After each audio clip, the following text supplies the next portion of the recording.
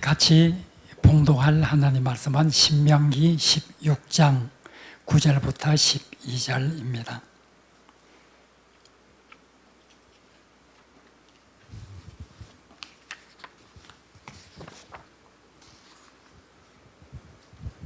신명기 16장 9절부터 12절 넉 절밖에 되지 않기 때문에 함께 봉독을 하겠습니다.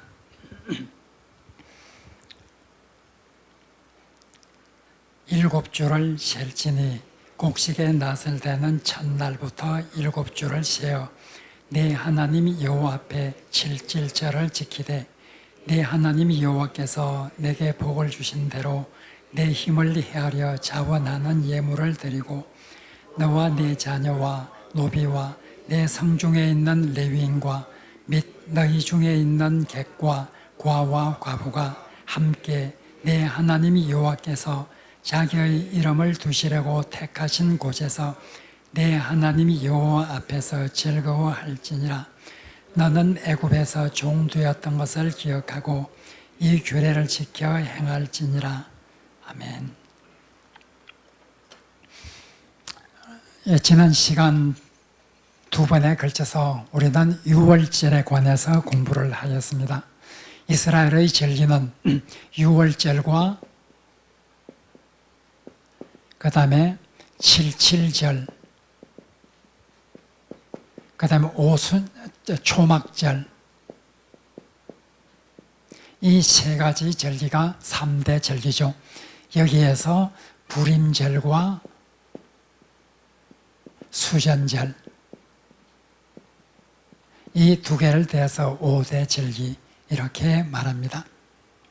지난 두 번에 걸쳐서 우리 이 이스라엘의 절기들 가운데 유월절에 관해서 공부를 하였습니다. 유월절과 무교절. 원래는 유월절과 무교절은 다른 것이었죠. 유월절은 1월 14일 저녁에 지키는 그 절기가 유월절이고 그 다음 날부터 유월절 다음 날부터 한 주간 동안 지키는 절기가 무교절입니다.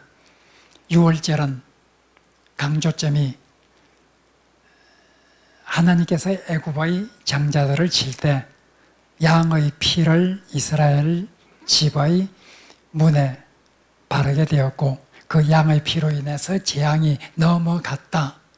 넘어갈 유자, 넘어갈 월자. 그래서 넘어가는, 재앙이 넘어가는 절기라 이런 의미에서 유월절이라 하였죠. 그리고 그때는 너무나 바쁜 가운데서 황급히 애굽을 탈출해야 되기 때문에 누룩을 넣어서 발효가 된 떡을 먹지를 못하고 발효되지 않은 이 반죽을 가지고 떡을 만들어 먹었죠. 그래서 무교병, 무자는 없을 무자, 교자는 누룩, 교자, 병은 떡병자, 누룩 없는 빵, 무교병이죠. 이 무교병을 먹는 절기라 해서 무교절이라 이런 말이 생기게 되었습니다. 따라서 원래는 유월절과 무교절은 이것은 정월 14일이고 그 다음부터 일주일간 지내는 절기이기 때문에 구별되는 것이었지만 나중에는 둘 다 출애굽과 연관이 되는 그런 절기고 해서 유월절과 무교절은 혼용을 하게 되는 그런 이젠 시기가 되었죠. 예수님 당시에도 거의 혼용을 하고 있었죠. 자, 이 유월절은 우리 그리스도교에서 굉장히 중시되는 그런 절기였습니다. 초기 기독교에서는 바로 예수 그리스도를 유월절의 양으로 묘사를 하고 예수님을 통해서 우리는 하나님의 진노를 벗어나게 되었다 하는 이런 믿음을 갖게 되었죠. 지난 두 번의 시간에 거기에 관해서 공부를 하였습니다. 이제 오늘 공부할 것은 두 번째 절기인 이 칠칠절입니다. 유월절을 무교절이라고도 부르는 것처럼 칠칠절도 오순절이라고 하는 말도 쓰고 맥추절, 이 칠칠절, 오순절, 맥추절 이런 용어는 다 같은 절기를 말하고 있습니다. 이 칠칠절은 한마디로 말해서 추수감사주일입니다. 물론 다음 시간에 공부할 초막절도 추수와 관련되는 그런 절기입니다. 3대 절기 중에 추수와 직접적인 연관을 가지고 있는 절기가 2개가 되죠. 그만큼 고대 세계에서 추수라고 하는 것은 정말 큰 축제가 되는 그런 절기였습니다. 이 칠칠절은 이젠 왜 칠칠절이라고 부르게 되었는가 하는 거기에 관해서 오늘 본문 바로 16장 9절은 말해주고 있습니다. 오늘 읽은 9절에 보면 7주를 셀지니 곡식에 낫을 대는 첫날부터 7주를 세어라. 7주를 센 다음에 7주가 지난 다음에 지키는 절기라. 그렇게 해서 칠칠절, 한 주는 7일입니다. 한 주는 7일이기 때문에 7칠자 한 주가 7일인데 7주를 지나기 때문에 77절 이렇게 되는 겁니다. 따라서 77, 49, 49일 지나는 절기죠. 그래서 오늘 본문에 보면 7주를 지난 다음에 맞는 절기다. 그래서 77절이라고 하는 이름이 붙게 되었습니다. 그런데 언제부터 7주인가? 오늘 우리 본문에는 바로 곡식에 낫을 대는 첫날부터 7주를 세어라. 곡식에 낫을 베는 첫날부터 세어서 7주가 된 다음에 지키는 절기가 칠칠절입니다. 그런데 곡식에 낫을 대어서 첫 곡식을 베는 그때는 해마다 다를 것이 아니냐? 해마다 첫 곡식을 베는 그날은 다를 수밖에 없을 것이고 또 지역에 따라서 첫 곡식을 베는 것은 다를 수밖에 없을 것입니다. 우리는 첫 곡식을 베는 이 날은 아마 해에 따라서 달라질 수밖에 없고 지역에 따라서 달라질 수밖에 없는데 이렇게 애매하게 바로 곡식에 낫을 대는 첫날부터 7주라 하면 너무 애매하지 않는가? 그런 생각이 들 겁니다.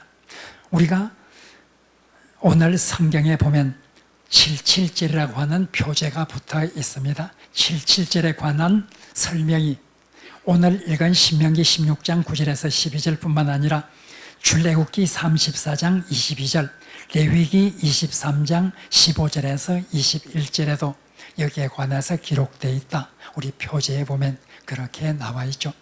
레위기 23장 15절부터 21절에 또 77절에 관해서 보다 상세히 기록되어 있습니다.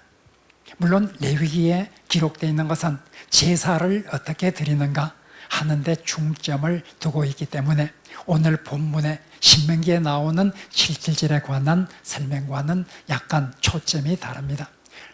레위기는 우리가 잘 아는 대로 제사장들이 제사를 드리는 이런 데 초점을 두고 기록한 것이 레위기이기 때문에 레위기에 나오는 77절도 그날 제사를 어떻게 드릴 것인가 이런 제사를 드리는 데 관해서 초점을 두고 레위기 23장에 보면 자세히 나와 있습니다. 초점은 다르지만 일단 레위기 23장에서도 77절에 관한 규정이 나오는데 거기에는 오늘 본문에서 곡식에 처음으로 낫을 대기 시작한 날부터 7주를 세어라 하는 것보다는 보다 상세히 나와 있습니다.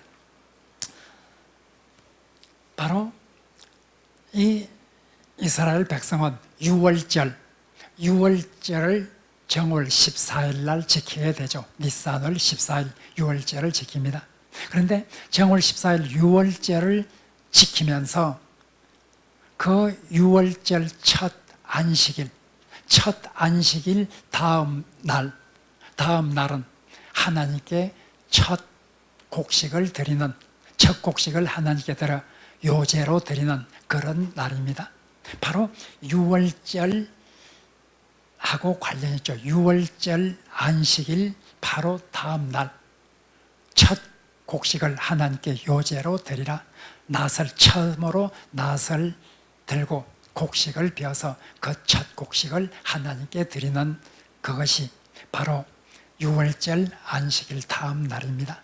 바로 그 날부터 7주를 세워서 이젠 7.7절을 지키게 되는 거죠. 그러니까 그 6월절부터 7주를 센다, 그렇게 생각해도 큰 차이는 없게 됩니다. 그래서 바로 7.7절은 6월절로부터 7주가 지난 다음, 그런데 7주가 지난 다음이라 되어 있는데 다른 곳에 보면 더 정확하게 기록되어 있습니다. 7주를 지나고 7주를 지난 안식일 그 다음 날, 이렇게 못 박았습니다. 그러니까 7749에다가 바로 그 다음 날이다. 그래서 50일째 되는 날이라. 그래서 여기에는 우리가 읽은 본문에는, 신명기 본문에는 7주를 지난 다음에 지키는 절기라 이렇게 되어 있지만, 다른 곳에 보면 7주를 지난 다음에 그 다음 날 지키는 것이다. 정확히 말하면 50일을 세고 50일 후에 지키는 날이다. 그래서 오순절이라고 하는 말이 나오죠. 오순이라고 하는 것은 5오자하고 열흘 순자죠. 순은 상순, 중순, 하순 하는 것처럼 열흘을 의미하죠. 오순, 열흘씩이 5번이 있으니까 50일이 되죠. 그래서 오순절이란 말이 여기에서 나오게 됩니다. 따라서 7.7절과 오순절은 똑같은 절기를 말하는 표현이죠. 자, 첫 곡식을 드린 때로부터 50일 후다 혹은 7주 후다. 첫 곡식은 보리를 말합니다. 이스라엘 백성은 보리와 밀이 주식이 되죠. 그런데 보리가 밀보다 먼저 추수를 합니다. 보리가 약간 먼저 밀보다 추수를 해서 바로 첫 곡식을 하나님께 요제로 드린 6월절에 있는 그 날은 바로 보리를 드리는 날입니다. 보리를 드리고 나서 이젠 보리를 다 추수하게 되고 이젠 무의를 추수하게 되는데, 미를 추수하게 되는 그때가 바로 50일쯤 지나면, 처음에 보리를 맨 처음 추수하던 그때로부터 50일쯤 지나면 이제 보리 추수가 다 거의 끝나고 밀을 추수하기 시작하는 그런 때가 바로 이때가 됩니다. 따라서 밀과 보리를 추수하는 이런 때가 추수절이 바로 이 7.7절과 오순절이죠. 그래서 밀과 보리를 추수하는 이런 절기라. 그래서 맥추절, 맥자라고 하는 것은 바로 보리맥자입니다. 보리맥자, 그리고 추수할 추자, 가을 추자죠. 그래서 보리를 추수하는 이런 절기라 해서 이 절기를 맥추절이라 이렇게 부르기도 하죠. 따라서 7.7절, 오순절 다 보리와 밀을 추수하고 하나님께 감사를 드리는 그런 절기가 맥추절, 오순절, 7.7절이 됩니다. 이렇게 이제 이 절기가 될 때에 어떻게 이 절기를 지키는가? 하나님 앞에 제사를 먼저 드리죠.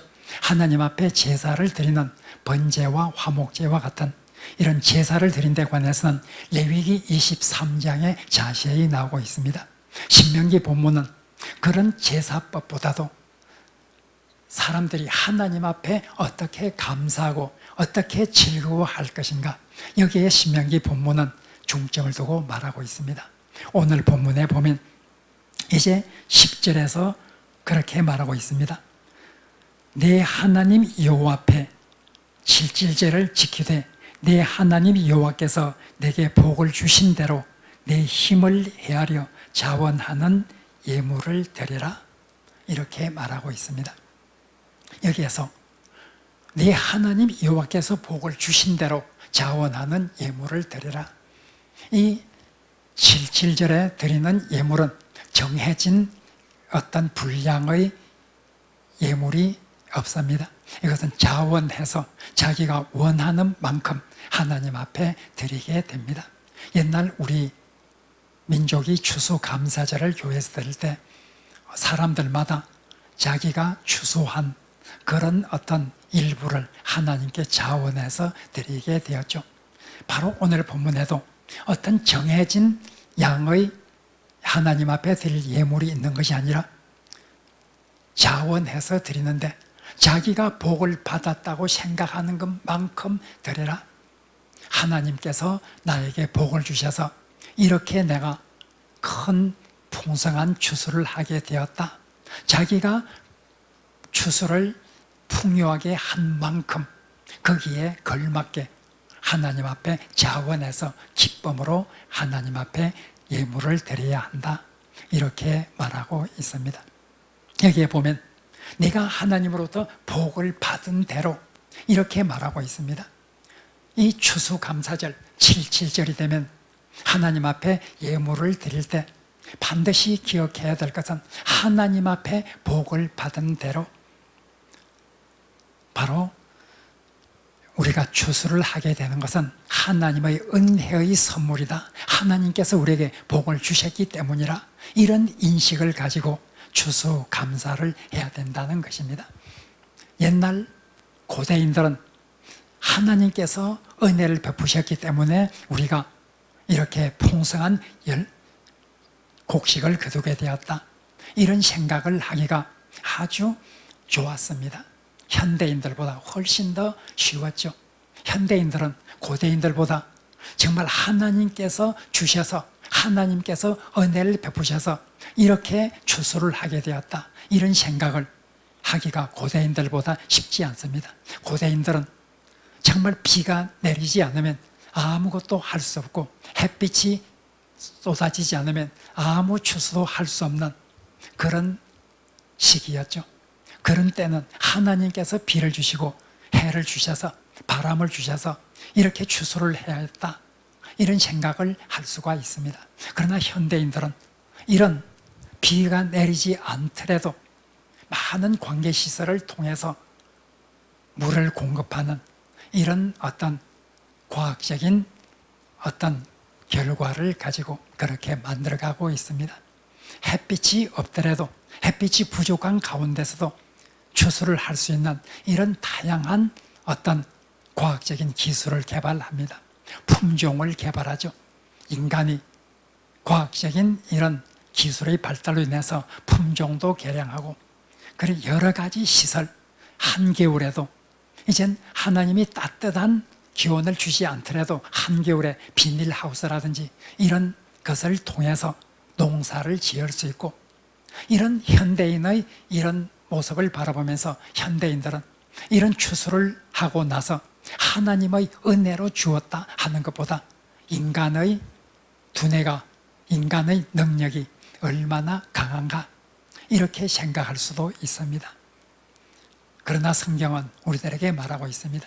아무리 인간이 기술이 발달하고 과학이 발전한다 할지라도 근본적으로 하나님께서 키워주지 않으면 하나님께서 근본적으로 비를 아예 내리지 않는다고 하면 햇빛을 아예 주지 않는다고 하면 인간은 어떤 것도 추수할 수가 없고 하나님께서 주신 과학적인 기술 문명도 하나님께 주신 은혜의 선물이다.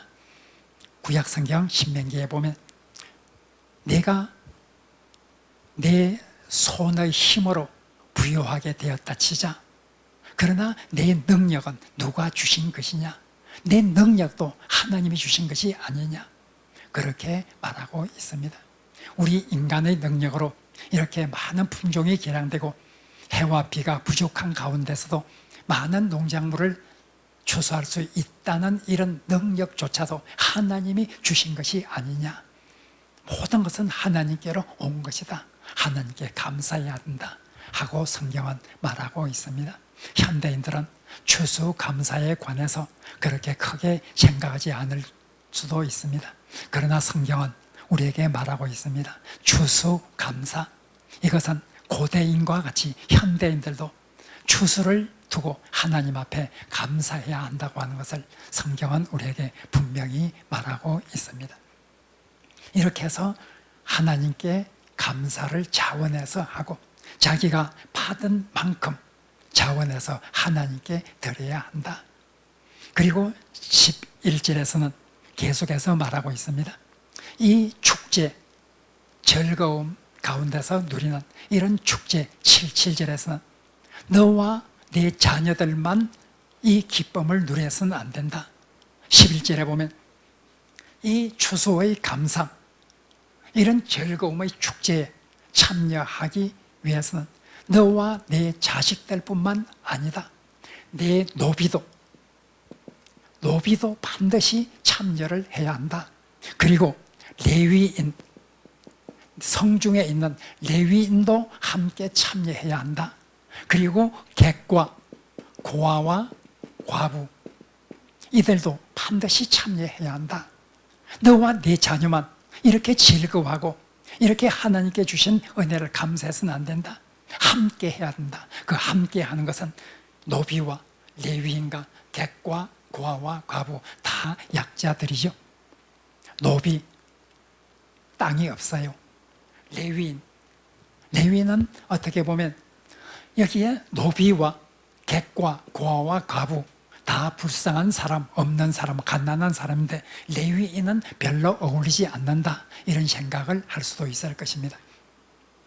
레위인은 사실 그렇게 고대 이스라엘 사회에서 정말 어려운 삶을 사는 사람들입니다. 레위인은 바로 땅을 기업으로 분배받지를 못합니다. 하나님의 전에서 일하는 이런 임무를 맡은 레위인들은 바로 어떤 땅도 기업을 받지 못합니다. 물론 레위인들에게 주어진 성업들이 있고 도피성이 있기는 하지만 그것도 그들이 사는 것이고 땅을, 농사지을 큰 땅을 다른 밑밭 사람처럼 그렇게 부여받지는 못했습니다. 물론 우리가 이스라엘 민족이 11조를 잘 하기만 했다고 하면 레위인의 생활은 그렇게 어렵지 않을 수도 있죠. 왜냐하면 11지파가 한 지파를 먹여 살린다. 11지파가 자기의 11조를 레위지파를 위해서 드린다. 그럼 11지파가 10분의 1을 드린다고 하면, 온전히 드린다고 하면 레위지파가 우리가 상식적으로 생각하면 전혀 어렵게 살 이유가 없습니다. 그러나 말라기에서 말한 것처럼 온전히 11조를 드리는 사람이 그렇게 많지를 않고, 이 11조라고 하는 것이 강제성이 있는 것이 아니기 때문에 이 이스라엘 백성이 11조를 정말 온전히 드리지 않았기 때문에 레위인의 생활은 상당히 어려웠을 것임에 거의 틀림이 없습니다. 성중에 거하는 이 레위인들을 반드시 기억해야 한다. 그리고 객과 고아와 과부, 이런 사회적 약자, 경제적 약자, 이 사람들을 반드시 함께 초대해서 기뻐해야 되고, 이런 사람들과 함께 하나님이 정하신 곳으로 가서 예배해야 한다. 오늘 11절에 보면 그렇게 말하고 있습니다. 이들과 함께 내 하나님 여호와께서 자기의 이름을 두시려고 택하신 곳에서, 네 하나님 여호와께서 자기의 이름을 두시려고 택하신 곳은 나중에 예루살렘 성전이 되죠. 물론 지금 이 당시에는 바로 신명기에서 모세가 이 율법을 줄 때는 아직까지 바로 예루살렘의 성전이 세워지지 않았습니다. 성막이 이스라엘 백성들과 함께 있던 것이죠. 그러나 바로 나중에 이 여호와께서 그 이름을 두려고 택하신 예루살렘 성전에 가서 유월절과 오순절과 초막절 같은 것을 지키게 되죠. 그래서 순례자, 그들은 이런 3대 절기가 되면, 6월절이나 7절이나 초막절이 되면 여호와께서 그 이름을 두시려고 택하신 곳 예루살렘 성전에서 하나님께 제사를 드리고 기쁨의 절기를 지키는 것이 가장 좋다고 생각하면서 경건한 유대인들은 예루살렘을 향해 순례의 여행을 하게 되었죠.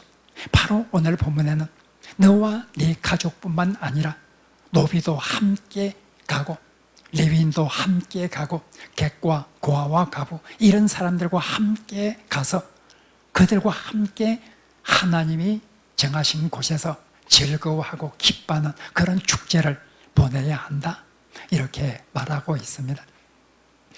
우리가 신명기를 읽어보면 이런 절기에서 객과 고아와 과부, 레위인, 노비 이런 사람들과 함께 즐거워하는 그런 절기가 돼야지 너희들만 기뻐하고 그 사회적 약자들이 어두운 그늘에서 울면서 지내고 있을 때 너희들은 기쁨의 노래를 부른다고 하면 그 기쁨의 노래가 무슨 하나님께 영광이 되겠느냐. 약자들, 그들을 기억해야 되고 그들과 함께 즐거워하는 그런 추수감사절이 되어야 된다. 그렇게 하나님께서 말씀하시고 있습니다. 그리고 마지막으로 11절에서 하나님은 바로 내가 애굽 땅에서 종되었던 그런 시절이 있었다고 하는 것을 반드시 기억해야 한다. 이렇게 말하고 있습니다. 이렇게 말하는 것은 첫 번째의 이유는 바로 너희들이 왜 노비와 객과 고아와 과부와 레위인 같은 이런 약자들, 이런 사람들을 돌보아야 되는가? 그 이유는 너희들도 한때 노비로 살았던 사람들이고 너희들도 함께 사회적 약자로서 미천한 그런 신분의 사람들로 살았던 사람들이다. 너희가 과거에, 너희 조상들이 과거에 어떻게 살았던가를 기억하고 바로 그런 약자들을 생각해야 한다 하는 것입니다. 또 하나는 너희들이 이 77절을 지킬 때 바로 이 너희들이 애굽 땅에서 종되었던 때를 기억해야 된다고 말하는 이유는 그들은 애굽 땅에 있을 때 노예로 살았습니다. 노예는 자기 소유가 없습니다. 노예는 땅을 소유할 수가 없습니다. 그들은 땅을 소유할 수가 없었고 따라서 그들은 어떤 토지 소산을 자기의 것으로 거둘 수가 없었습니다. 이제 바로 이렇게 추수감사절, 이제 너희는 땅을 소유하게 되었다. 너희는 땅을 소유할 수 없는 종으로 있었던 사람들인데 하나님의 은혜를 받고 가나안 땅으로 와서 땅을 분배받아 땅을 차지하게 되고 그 땅에서 바로 소산을 낸 그런 어떤 사람들이 되는데 이것이 얼마나 큰 하나님의 은혜냐. 신명기 26장에 보면 거기에서 모세가 말하는 내용이 나옵니다. 신명기 26장 1절부터 11절은 너희들이 앞으로 가나안 땅에 들어가면, 신명기 때는 아직까지 가나안 땅에 들어가지 못한 때죠. 너희들이 가나안 땅에 들어가면 이제 너희들이 농사를 지어서 토지 소산을 맨 처음 얻게 되었을 때 그 토지 소산의 첫 만물을, 처음 소산을 가지고 하나님 앞에 가지고 가라. 그리고 하나님 앞에서 이렇게 고백하라. 우리는 애굽 땅에서 종되었던 사람들로서 그런 어려운 상황 가운데 있었는데 하나님께서 우리를 인도해서 이 땅으로 인도해 주시고 이 땅에서 우리에게 토지를 주셨습니다.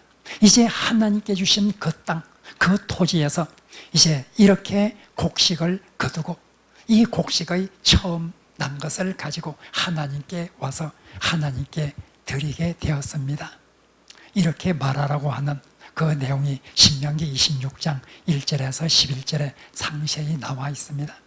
바로 그들은 노예로서 땅도 없이 남의 노예로 살았던 사람들이죠. 그 사람들이 하나님의 은혜를 받고 땅을 소유하게 되고 농사를 짓게 되어서 이렇게 토지의 첫 수확을 거두게 되었을 때 참으로 감격하는 마음으로 하나님께 가서 이렇게 감사의 예물을 드리라 하고 신명기 26장에서도 말하고 있습니다. 바로 오늘 본문에서는 따라서 너희들이 이렇게 애굽에서 종되었던 때를 기억해야 한다고 하는 것은 이렇게 미천한 종의 신분으로 살았던 너희가 여전히 종의 신분에 있는 노비라든지 객과 고아와 과부처럼 경제적 어려움에 처해 있는 그런 사람들을 기억해야 한다. 그리고 너희들은 바로 그렇게 노예로서 땅을 소유하고 있지 못하던 사람들로서 하나님의 은혜로 가나안 땅을 차지해서 토지를 분배받고 토지로부터 이렇게 소산을 거두게 되었기 때문에 바로 너희들이 하나님께 이 토지소산을 드릴 때는 애굽에서 종되었던 때를 생각하면서 더욱 하나님께 감사와 찬양을 드려야 된다 하는 뜻으로 하나님은 오늘 마지막 절에서 너희들이 애굽 땅에서 종되었던 때를 반드시 이 77절에 기억을 해야 한다 하고 말하고 있습니다. 오늘 이 77절은 신약에 있어서도 아주 중요한 절기가 됩니다. 우리가 잘 아는 대로 바로 성령께서 강림을 하셔서 처음 교회가 예루살렘에 탄생되던 그 날이, 즉 성령께서 강림한 그 절기, 성령 강림절이 바로 오순절에 있었습니다. 바로 이 오순절에 있었습니다. 이 오순절은 이렇게 첫 곡식을 하나님께 추수하고 보리와 밀을 추수하는 이런 추수감사절의 성격이 있는 동시에 또 오순절은 후에 유대인 랍비들로부터 상당한 큰 의미를 가진 이런 절기가 되었습니다. 그것은 모세가 시내산에서 율법을 받은 날, 그 날이 바로 이날 77절이고 오순절이다. 이렇게 랍비들은 해석을 하였습니다. 그렇게 해석을 한 근거는 출애굽기 19장 1절에 보면, 출애굽기 19장 1절에 보면 그들이 애굽 땅에서 나온 지, 출애굽기 19장 1절에 보면 나온 지 바로 3달 만에, 3달이 될 때 그들은 시내산에 도착했다. 이렇게 출애굽기 19장 1절에 나오고 있습니다. 그런데 이 개역 개정, 우리가 가지고 있는 이 개역 개정은 시내산에 출애굽한 지 석 달이 지났다, 석 달이 지난 첫날, 이렇게 말하고 있는데 이것은 번역이 그렇게 정확히 된 것이 아닙니다. 새 번역이나 공동 번역에 보면 바로 3월 1일, 3월 초하루 3월 1일에 시내산에 도착했다, 이렇게 나오고 있습니다. 3월 1일에. 우리 개역 개정에 보면 3월 1일이라고 번역을 하지 않았지만 사실 3월 1일로 번역하는 것이 더 정확한 번역입니다. 3월 1일 날 시내산에 도착을 했습니다. 그러면은 니산월 1월 14일 날, 1월 14일이 6월절이었습니다. 6월절로부터 이제 1월 14일부터 3월 1일 날 도착을 했고 3월 1일 도착해서 며칠 후에 시내산에서 바로 율법을 받게 되죠. 그러면 1월 14일부터 3월 1일이 지난 며칠 후에 율법을 받은 날은 거의 40일이 됩니다. 거의 50일이 됩니다. 셈을 해보면 거의 50일이 되죠. 며칠이 지났다? 3월 13일이나 3월 3일이나 3월 4일 이렇게 되면은 바로 50일 되는 거죠. 50일. 따라서 모세가 시내산에서 율법을 받은 날이 바로 오순절 77절이었다. 이렇게 랍비들은 확신하게 되었습니다. 그래서 77절은 추수감사절과 더불어 하나님으로부터 율법을 받은 날, 이런 날의 의미까지 더해져서 오순절을 지키게 되었죠. 성령께서 이날 강림을 하셨다고 하는 것은 상당히 의미가 있습니다. 모세를 통해서 하나님께서 율법을 주신 그날, 하늘로부터 성령께서 강림하셔서 이제 새로운 오순절, 이렇게 해서 교회가 탄생되는 이런 절기가 되었다고 하는 것은 얼마나 큰 의미가 있는지 모릅니다. 바로 이날이 바로 오순절이었죠. 이날이 바로 교회가 탄생한 날이고 이날이 바로 성령께서 강림한 날이었습니다. 우리가 오늘 오순절을 생각하면서 하나님 앞에 정말 우리가 추수를 감사하는, 우리가 직접 농부는 아니라 할지라도 농부만 추수감사절을 지키는 것은 결코 아닙니다. 우리는 직접 농사를 짓는 사람은 아니라 할지라도 우리에게 주어지는 이 모든 양식은 바로 하나님께서 은혜로 주신 그런 은혜의 선물이라고 하는 것을 우리가 기억하면서 추수감사절을 지켜야 하고, 그리고 우리가 음식을 먹을 때에 하나님께서 주신 이런 곡식이라고 하는 것을 우리가 기억하면서 감사하는 마음으로 식사 기도를 하셔야 되겠죠. 우리가 바로 이런 감사를 우리만 할 것이 아니라 우선 하나님을 사랑하는 마음으로 하나님께 예물을 드리고, 그리고 이웃을 사랑하는 마음으로 바로 노비와 레위인과 객과고와 가부와 함께 절기를 지키는 이 옛날 유대인처럼 하나님의 명령처럼 하나님을 사랑해서 예물을 드리고 이웃을 사랑해서 저들과 함께 즐거워하는 그런 그리스도인, 그런 하나님을 사랑하고 이웃을 사랑하는 그리스도인, 이런 그리스도인이 모이는 교회가 우리 사랑의 교회가 될 수 있도록 다 같이 노력하고 다 같이 기도해야 할 것입니다. 이제 말씀 생각하면서 하나님 앞에 기도하겠습니다.